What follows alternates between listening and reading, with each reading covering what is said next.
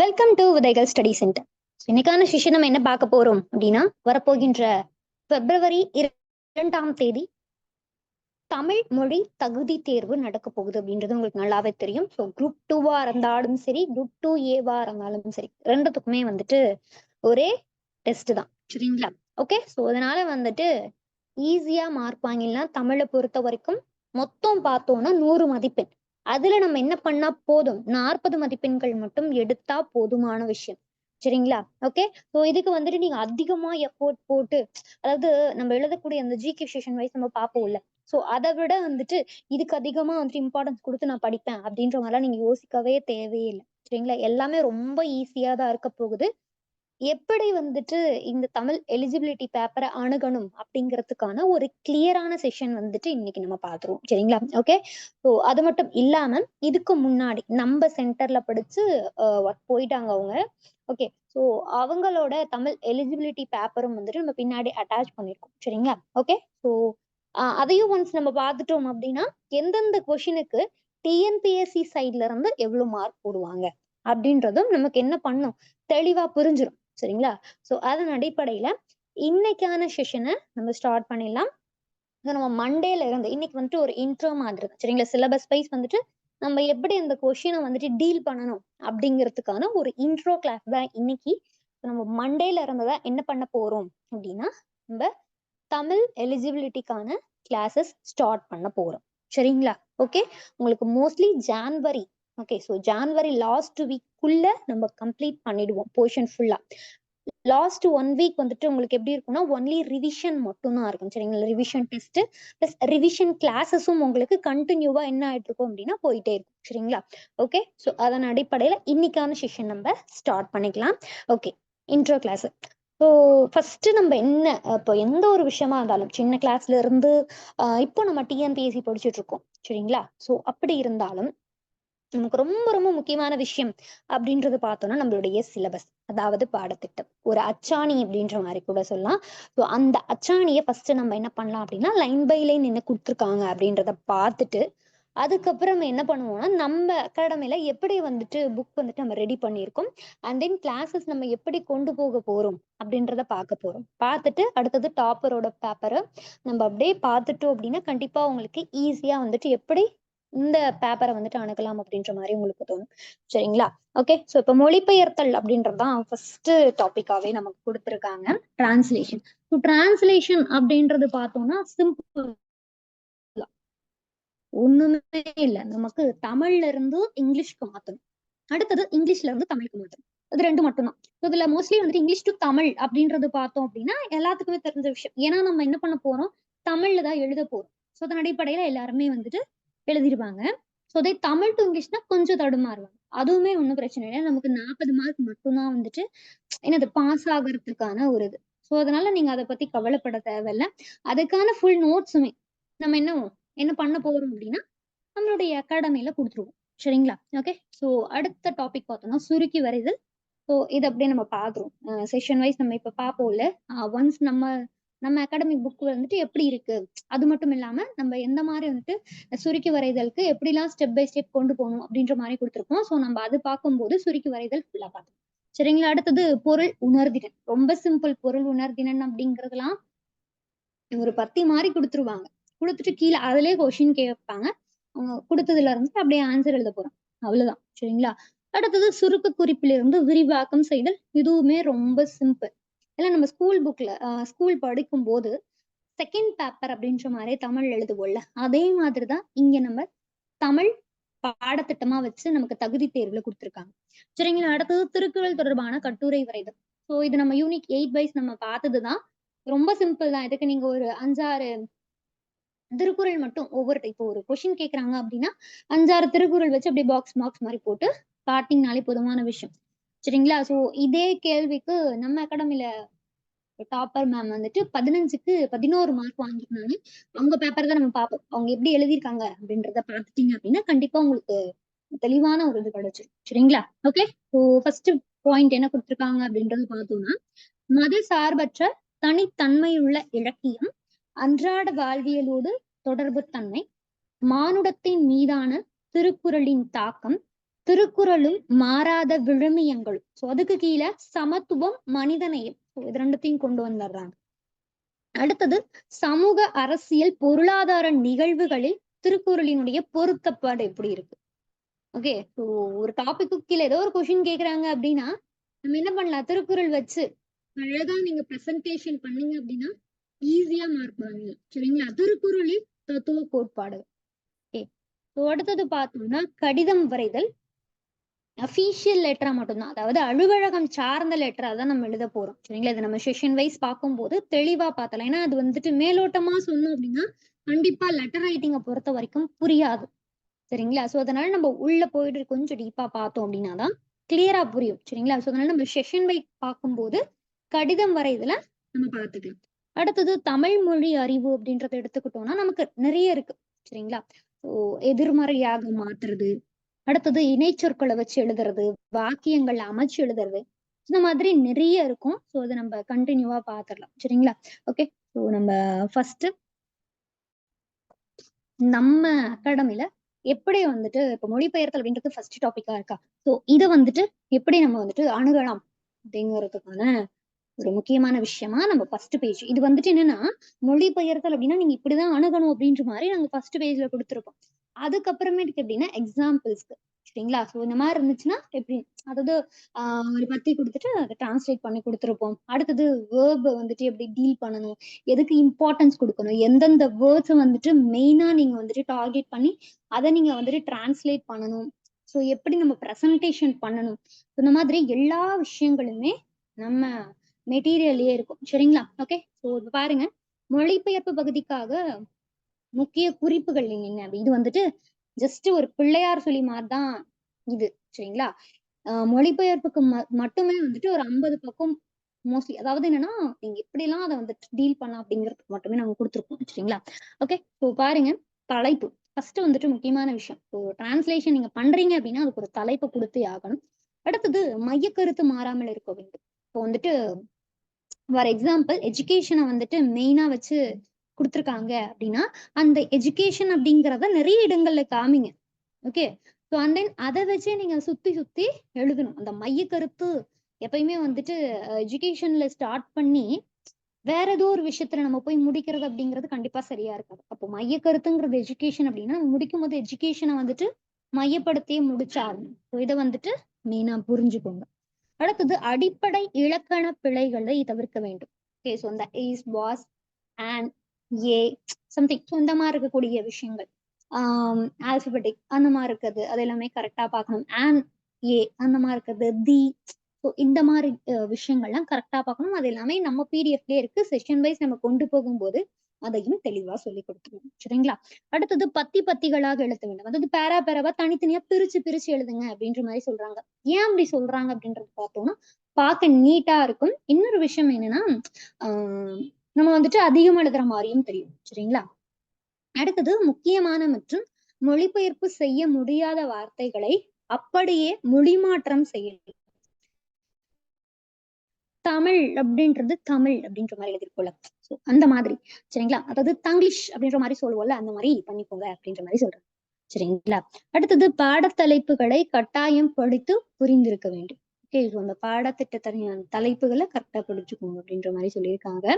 பள்ளி புத்தகத்தின் தொழில்நுட்ப வார்த்தைகள், ஒரு சில வார்த்தைகள் இருக்கிறது அப்படின்ற மாதிரி பார்த்தோம்னா சிவிலைசேஷன், நாகரிகம், சோ அந்த மாதிரி இருக்கிறதுலாம் தெளிவா படிச்சுக்கோங்க அப்படின்ற மாதிரி சொல்லியிருக்காங்க. அப்புறம் ஃபோக்லோர் பார்த்தோம்னா நாட்டு பாடல்கள். ஸோ அப்புறம் இன்னொரு விஷயம், நம்ம ஸ்கூல் புக்குக்கு பின்னாடி இருக்கக்கூடிய அந்த டிரான்ஸ்லேஷன் கொஞ்சம் பார்த்து வச்சுக்கோங்க. அதுல இருந்து கேட்கறதுக்கான வாய்ப்புகள் நிறைய இருக்கு. அடுத்தது நிறுத்தற்குறி, கையெழுத்து போன்றவை, இதெல்லாம் வந்துட்டு ரொம்ப ரொம்ப முக்கியமான விஷயம். எங்கெங்க ஃபுல் ஸ்டாப் இருக்கு, எங்கெங்க கமா இருக்கு, ஸோ இந்த மாதிரி விஷயங்களை தெளிவா பார்த்து வச்சுக்கோங்க. மோஸ்ட்லி வந்துட்டு டிரான்ஸ்லேஷனுக்கு நீங்க எடுக்கக்கூடிய நேரம் வந்துட்டு 20 மினிட்ஸ் மட்டும் தான் எடுத்துக்கணும். அதுக்கு மேல எடுத்துக்காதீங்க. ஸோ டைம் வந்துட்டு அதிகமா போகிற மாதிரி ஆயிடும். ஸோ அதனால அதை மெயினா வந்துட்டு ஞாபகம் வச்சுக்கோங்க. ஓகேங்களா? ஸோ இதுக்கு நமக்கு எவ்வளவு மார்க் கொடுக்குறாங்க அப்படின்னா 10 மார்க். சரிங்களா? ஸோ 10 மார்க் கொடுப்பாங்க. அது ஆல்ரெடி சொன்னதான்.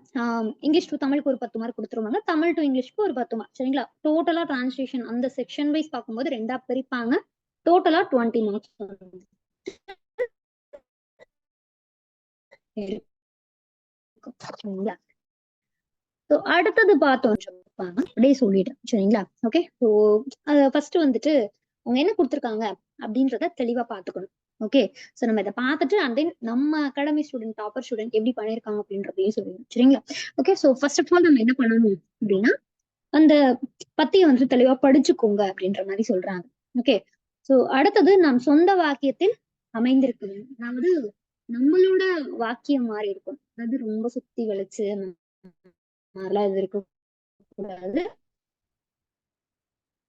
அடுத்தது ரொம்ப ரொம்ப முக்கியமான விஷயம் என்னன்னா தலைப்பு இருக்கணும். அதுவும் பேடை படிவம் அப்படின்ற மாதிரி சொல்லுவோம் சரிங்களா. ஓகே, சோ ஒண்ணு மாதிரி படிவம், இன்னொரு உண்மை படிவம். சோ அந்த உண்மை படிவத்துக்கு மேல கண்டிப்பா தலைப்பு இருந்தே ஆகும் சரிங்களா.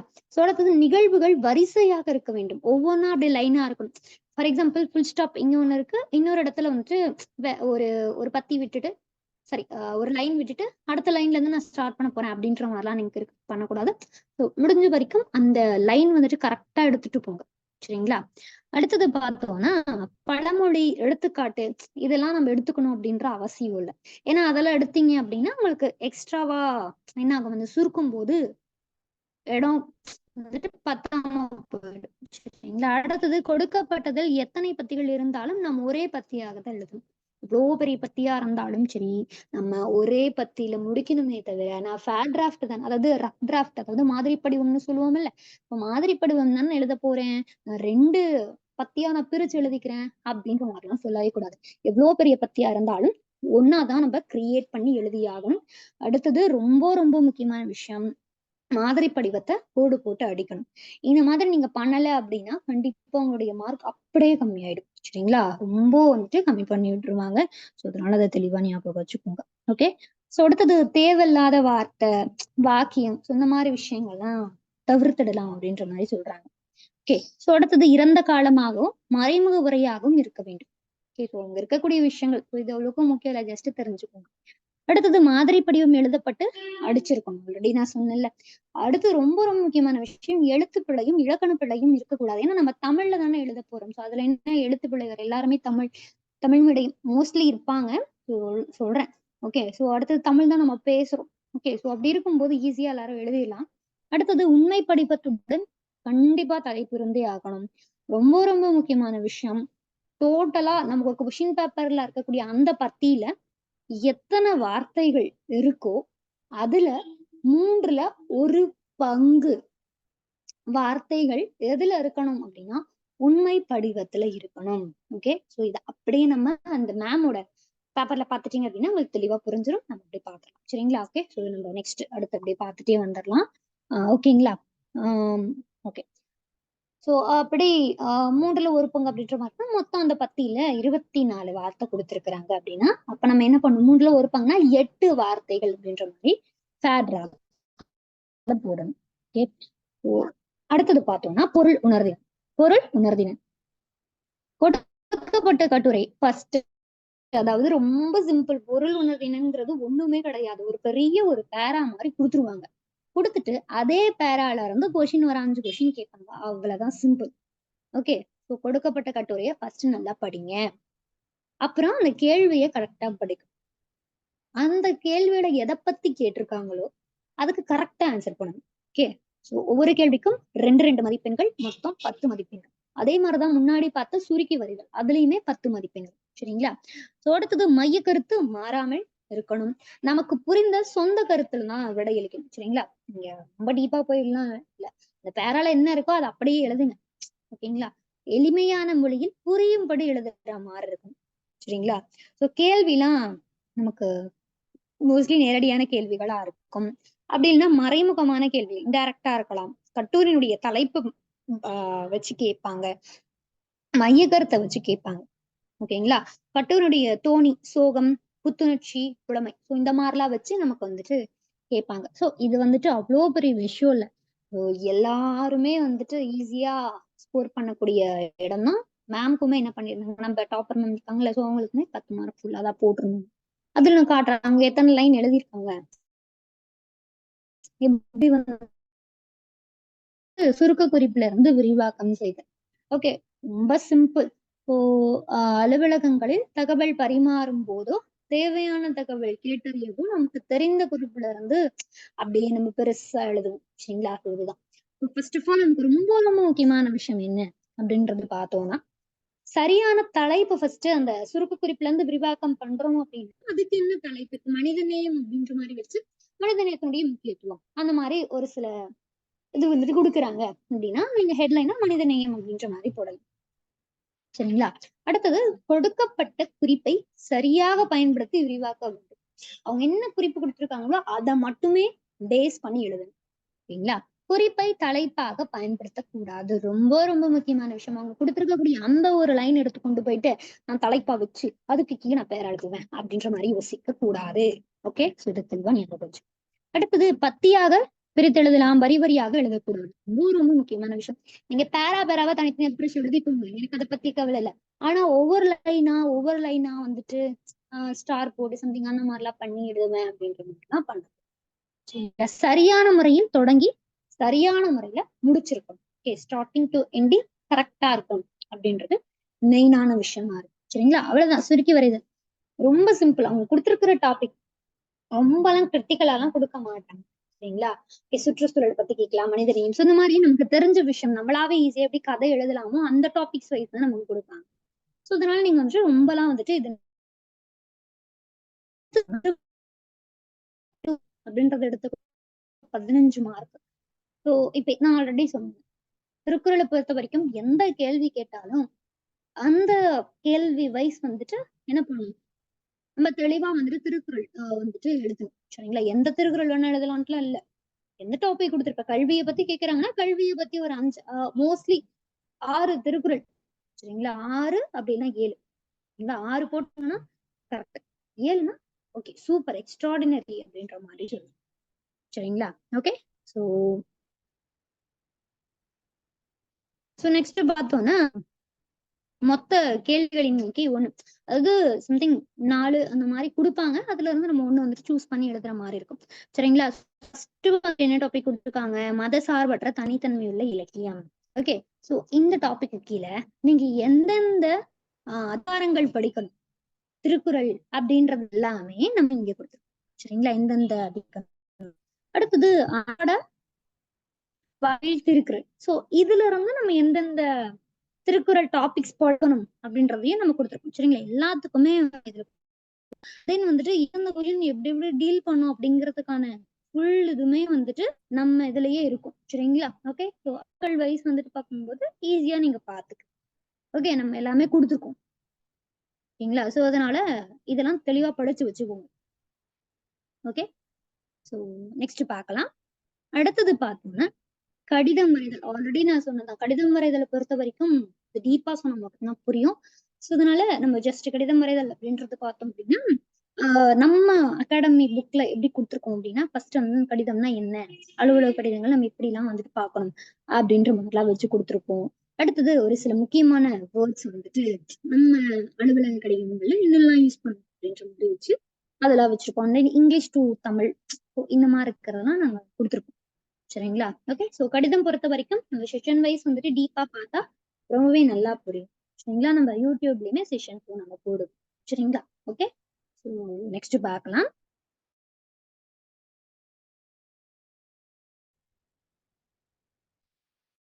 அவ்வளவுதான். இதுக்கப்புறம் கடிதம்க்கு அடுத்து அப்படின்ற மாதிரி பார்த்தோம்னா நமக்கு தமிழ்மொழி அறிவு அப்படின்ற மாதிரி 7வது டாபிக்ல கொடுத்துருப்பாங்க. ஸோ அதுக்கு கீழே வந்துட்டு பார்த்தோம்னா சொந்த வாக்கியத்தை எழுதணும், அப்புறம் பொருள் வேறுபாடு கண்டுக்கணும், அப்புறம் பிரித்தெழுத்துகள், இந்த மாதிரி எப்படி வேணா கேட்கலாம். எதிர்ச்சொல் வச்சு, எதிர்மறை வாக்கியங்களை வச்சு, சிலை நீக்குதல் அப்படின்ற மாதிரி எல்லாம் வச்சு கொடுப்பாங்க. பிழை நீக்குதல் அப்படின்னா மோஸ்ட்லி நமக்கு அந்த வல்லினம் மிகும் மிகாயங்கள் கேட்கலாம்.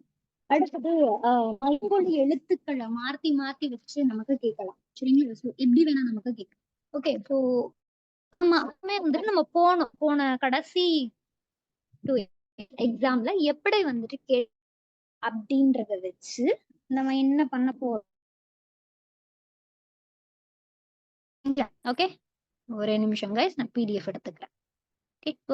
சிலபஸ் வைஸ் வந்துட்டு இப்படிதான் இருக்கும்.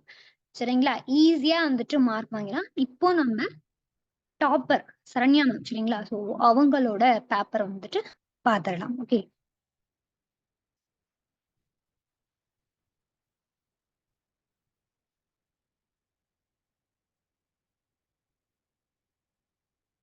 அவங்க வந்துட்டு இப்போ ட்ரெஸரி டிபார்ட்மெண்ட்ல இருக்காங்க. சரிங்களா? ஓகே.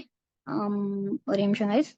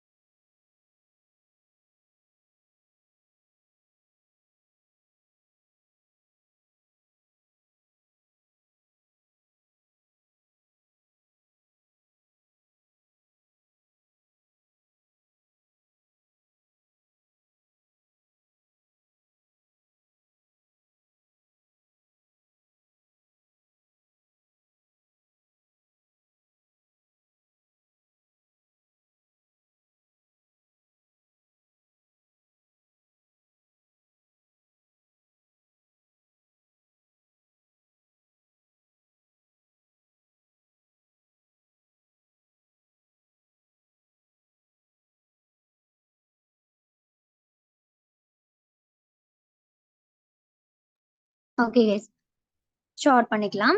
ஸோ உங்களுடைய பேப்பர் சரிங்களா? ஓகே. ஸோ எல்லா ரொம்ப ரொம்ப முக்கியமான விஷயம் சரிங்களா? ஓகே. ஸோ கடைசியா நடந்த எக்ஸாம் டேட் வந்துட்டு பார்த்தோம்னா 25/2/2023 நமக்கு கடைசி குரூப் 2 அண்ட் 2A அன்னைக்கான முதன்மை எழுத்து தேர்வு, அதுக்கு கீழே கட்டாய தமிழ் தகுதித்தாள் வந்துட்டு நடந்துச்சு சரிங்களா? ஓகே. பார்த்துருவோம். Okay. So first of all வந்துட்டு முன்னாடி 3 hours வந்துட்டு எக்ஸாம் நடக்கும் அப்படின்றத கொடுத்துருக்காங்க. அடுத்தது மொத்த மதிப்பெண்கள் 100 மதிப்பெண் சரிங்களா? அதுல நம்ம 40 மதிப்பெண் கண்டிப்பா எடுத்தாகணும், அப்பதான் பாஸ் ஆனதுக்கானது. ஓகே. ஸோ பாருங்க, கொடுக்கப்பட்டுள்ள தமிழ் பத்தியை நன்கு படித்து கருத்து சிதையாமல் ஆங்கிலத்தில் மொழிபெயர்க்கவும் அப்படின்ற மாதிரி நமக்கு கொடுத்துருக்காங்க சரிங்களா? ஓகே. ஸோ பார்த்தோம்னா ஒரு அரை பக்கம் நமக்கு என்ன பண்ணிருக்காங்க, தமிழ்ல வந்துட்டு பத்தி மாதிரி கொடுத்துட்டாங்க. இதெல்லாம் நம்ம என்ன பண்ண போறோம் அப்படின்னா அப்படியே டிரான்ஸ்லேட் பண்ண போறோம் சரிங்களா?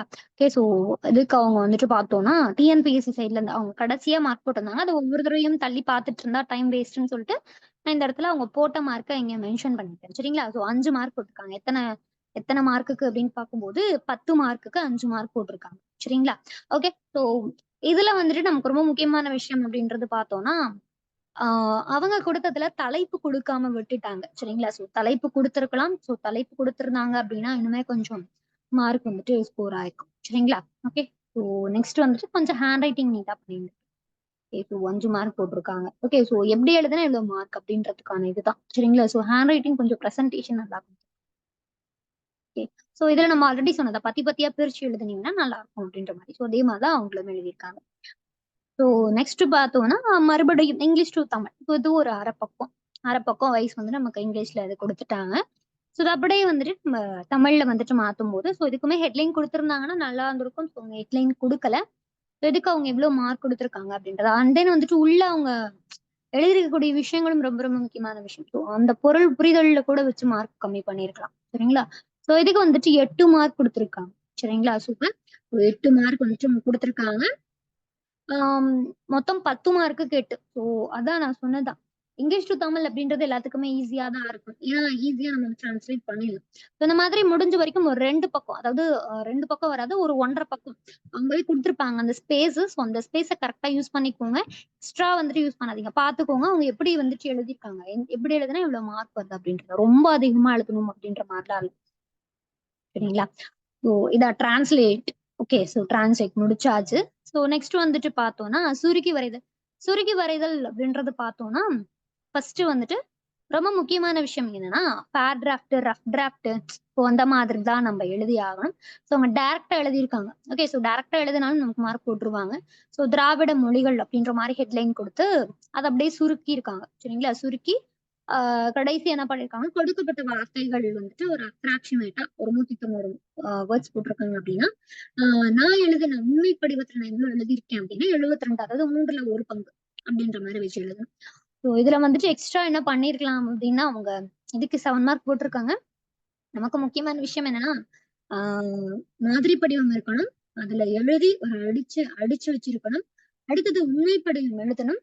அது வந்துட்டு என்ன பண்ணணும், கொடுக்கப்பட்டுள்ள வார்த்தைகளை 3ல் 1 பங்கு வச்சு எழுதணும். ஓகே. அடுத்தது கடைசியா என்ன பண்ணணும், கொடுக்கப்பட்டுள்ள வார்த்தைகள் இத்தனை, நான் ரஃப் டிராஃப்ட்ல இவ்வளவு எழுதுனேன், டிராஃப்ட்ல இவ்வளவு எழுதியிருக்கேன் அப்படின்ற மாதிரி வச்சு நம்ம எழுதணும். சரிங்களா? ஓ நெக்ஸ்ட் வந்துட்டு பார்த்தோம்னா பொருள் உணர்தின் அதுக்கு கீழே இருக்கிறது ஒவ்வொரு கொஸ்டினுக்குமே நமக்கு 2 மார்க். சோ பாருங்க, ஒரு 10 மார்க் கொடுத்துட்டாங்க. அதுல இருந்தா கொஸ்டின் கேட்பாங்க. சிலம்பு குறிப்பிடும் குழல் வகைகளை குறிப்பிடுது. ஓகே. சோ அவங்க ஆல்ரெடி கொடுத்தது அதே பாருங்க, ஒரு 3 லைன் பக்கம் வச்சு எழுதியிருக்காங்க. சோ பாத்துக்கோங்க எவ்வளவு லைன்ஸ் யூஸ் பண்ணிருக்காங்க. எல்லாத்துலயுமே ஒரு 3 லைன். சரிங்களா? எல்லாத்துக்குமே அவங்க 2 மார்க் கரெக்டா போட்டாங்க. பாருங்க, பணிலம் அப்படின்றத பத்தி கொஸ்டின் கேட்டிருக்காங்க. காற்று கருவி, அதாவது அந்த 10ல இருந்தா கொஸ்டினே. சரிங்களா? காற்று கருவியாக கூறப்படும் இன்னிசை கருவி. அடுத்தது ஆட்கோட் பறையினுடைய பயன் என்ன? அடுத்தது சாளராவின் மற்றொரு பெயர் என்ன? சரிங்களா? ஓகே. சோ பாருங்க, இது கரெக்டா 10 மார்க் ஃபுல் மார்க் போட்டுட்டாங்க. சரிங்களா? நீங்களும் பார்த்து வச்சுக்கோங்க. ஒரு 3 லைன் பக்கம் எழுதணும். ஒரு லைன்லயே நான் முடிக்க போறேன், அவ்வளவுதான் இருக்குதுல்ல அப்படின்ற மாதிரிலாம் யோசிக்காதீங்க. முடிஞ்ச வரைக்கும் அப்படியே கொஞ்சம் கேப் விட்டு அப்படி இப்படி ஏதாவது ஒண்ணு பண்ணியாச்சு. என்ன பண்ணும், ஒரு 3 லைன் பக்கம் பாருங்க. முன்னாடி கொஞ்சம் ஸ்பேஸ் இருக்கு, பின்னாடி கொஞ்சம் ஸ்பேஸ் விட்டுருக்காங்க. எப்படியோ ஒண்ணு 3 லைன் கொண்டு வந்துருங்க. ஓகே. நெக்ஸ்ட் பாருங்க. அடுத்தது சுருக்க குறிப்பிலிருந்து விரிவாக எழுதுக. ஆல்ரெடி சொன்னதா பாருங்க, மொழிபெயர்ப்பு, அறிவை பெறவழி, தொழில்நுட்பம், மனிதவளம், உலகளாவிய தன்மை, வேலைவாய்ப்பு ஆகியவை வளரும் மொழிபெயர்ப்பின் மூலியமா. சோ அந்த மாதிரி ஒவ்வொரு இதா கான்செப்ட் வைஸ் நமக்கு கொடுத்துருப்பாங்க. கொடுத்துட்டு நமக்கு என்ன பண்ணுவாங்க, அப்படியே நமக்கு விரிவாக்கம் பண்ணி எழுத சொல்லுவாங்க. சரிங்களா? நீங்க என்ன பண்ணணும் அப்படின்னா மோஸ்ட்லி பாருங்க, ஒரு 2 1/2 பக்கம் அவங்க எழுதியிருக்காங்க. இதுக்கு வந்துட்டு உங்களுக்கு ஒரு 5 மார்க் தான் போட்டிருக்காங்க. நம்ம வந்துட்டு ஆல்ரெடி பார்த்துட்டோம். என்னது, அந்த கொடுத்திருக்கக்கூடிய அந்த குறிப்பு ஹெட்லைனா போடக்கூடாது. இவங்க என்ன பண்ணிட்டாங்க, அறிவை பெருக்கும் வழியாக மொழிபெயர்ப்பு. சரிங்களா? ஸோ இந்த மாதிரி வந்துட்டு அவங்க அந்த டாபிக் அப்படியே வந்துட்டு என்ன பண்ணிட்டாங்க, மேல ஹெட்லைனா குடுத்துட்டாங்க. சோ அது வந்துட்டு கொஞ்சம் நீங்க மாத்திக்கோங்க. மத்தபடி உங்களுடைய பிரசன்டேஷன் வைஸ் எல்லாமே நல்லா தான் இருந்தது. ஓகே. அது ரொம்ப முக்கியமான விஷயம். ஆனா இன்னுமே கொஞ்சம் நெறைய மொழிபெயர்ப்பு பத்தி சோர்சஸ் வந்து வச்சு எழுதியிருக்கலாம். ஓகே. சோ பாருங்க, அவங்க 10 மார்க் டோட்டலுக்கு 5 மார்க் போட்டிருக்காங்க. ஓகே. சோ நெக்ஸ்ட் பாருங்க. அடுத்தது திருக்குறள் தொடர்பான கட்டுரை. சோ இதுல வந்து அவங்க பாருங்க, இது 15க்கு 11 மார்க் போட்டிருப்பாங்க. ஓகே. சோ 10வது கொஸ்டின் அவங்க சூஸ் பண்ணிருக்காங்க. திருக்குறள் வான் சிறப்பு மூலம் தமிழர்கள் இயற்கையோடு இந்த வழிபாட்டை போற்றினர் அப்படின்ற மாதிரி வச்சு ஒரு கட்டுரை கேட்டிருக்காங்க. பாருங்க அவங்க எப்படி வந்துட்டு இந்த கொஸ்டின் மெயில் பண்ணிருக்காங்கன்னா, மழையின்றி மண்ணுயிர்க்கு இன்பம் உண்டு. ஃபர்ஸ்டே வந்துட்டு வேற லெவல்ல கொண்டு வந்துட்டாங்க. அடுத்தது இணையில்லை முப்பாலுக்கு இந்நிலத்தே என்ற கூற்றுக்கு இணங்க திருக்குறளுக்கு இணையான ஒரு காவியத்தினை நம்மளால பார்க்க முடியுமா அப்படின்ற மாதிரி வச்சு அப்படியே முன்னுரை ஸ்டார்ட் பண்ணி பாருங்க. திருக்குறள் அங்கங்க ஒவ்வொரு திருக்குறள் எவ்வளவு அழகா கொடுத்துருக்காங்க பாருங்க. உங்க ஹேண்ட் ரைட்டிங் அவ்வளவு நீட்டா இருக்கு. ஸோ அங்கங்க ஒவ்வொரு திருக்குறள் இன்னுமே வந்துட்டு எக்ஸ்ட்ரா திருக்குறள் 3 திருக்குறள் தான் கொடுத்துருக்காங்க. ஓகே, ஸோ இன்னும் கூட நீங்க எக்ஸ்ட்ரா திருக்குறள் 3 நான் ஆல்ரெடி சொன்னல ஒரு 6 திருக்குறள் பக்கமாச்சும் நீங்க கொடுத்தீங்க அப்படின்னா 15க்கு 14 கூட போடலாம். சரிங்களா? திருக்குறள் அவங்க மெயினா பார்ப்பாங்க. ஓகேங்களா? ஸோ இத மெயினா ஞாபகம் வச்சுக்கோங்க. அடுத்தது கடிதம். ஸோ கடிதம் பொறுத்த வரைக்கும் நம்ம அது செக்ஷன் வைஸ் பார்த்துக்கலாம். இதுக்கு அவங்க எவ்வளவு மார்க் கொடுத்துருக்காங்க அப்படின்றது பார்த்தோம்னா, ஓகே. ஸோ அத நான் பின்னாடி பார்த்துட்டு சொல்றேன். ஓகே, ஸோ அடுத்தது வந்துட்டு பார்த்தோம்னா, ஓகே. ஸோ இது எல்லாத்துக்கும் ஒவ்வொன்னுக்கும் ஒவ்வொரு மார்க் மாதிரி தான் வச்சு கொடுத்துருப்பாங்க. ஓகே, ஸோ பிழை நீக்குக அப்படின்ற மாதிரி வச்சு தனி சிறப்பு காண்போமே இனி அப்படின்ற மாதிரி இருக்கு. ஸோ அதை அப்படியே ஜாயின் பண்ணி எழுதணும். தனிச்சிறப்பு காண்போமே இனி. ஓகே, ஸோ இது எல்லாமே ஈஸி தான். சரிங்களா? பிழை நீக்குது. அடுத்தது எதிர்மறை வாக்கியமாக அப்படியே மாத்தி எழுதணும் அப்படின்ற மாதிரி வச்சு கொடுத்துருக்காங்க. அடுத்தது பிரித்தெழுதுக. ஓகே, ஸோ இது அப்படியே ஒவ்வொன்றுக்குமே நம்ம செஷன் வைஸ் நம்ம தெளிவா பார்த்துக்கலாம். அடுத்தது பார்த்தோம்னா இணைச்சொற்கள். இணைப்பு சொற்களை நம்ம என்ன பண்ண போறோம் அப்படின்னா ஒரு வாக்கியத்துல வச்சு எழுத போறோம். ஓகே, இணைச்சொற்கள் அப்படின்னா விருப்பு வெறுப்பு இந்த மாதிரி இருக்கிறது. கீழ்காணும் சொற்களை உங்க சொந்த இதுல வச்சு எழுதும் போது இது இரட்டை கிளவி கொடுத்துருக்காங்க. சரிங்க, இரட்டை கிளவி கொடுத்துட்டு நீங்க எழுதுங்க அப்படின்ற மாதிரி. இதுக்கு வந்துட்டு பார்த்தோம்னா மொத்தம் ஒரு 20 மார்க் இந்த டாபிக்கு கீழே மட்டுமே. இதுக்கு முன்னாடி பார்த்தது கடிதம் வரைக்கும் மொத்தம் 80 மார்க் வந்துடும். ஸோ இதுல இருந்து ஸ்டார்ட் பண்ணா மொத்தம் 20 மார்க் வந்துட்டு இங்க கால்குலேட் ஆகும்.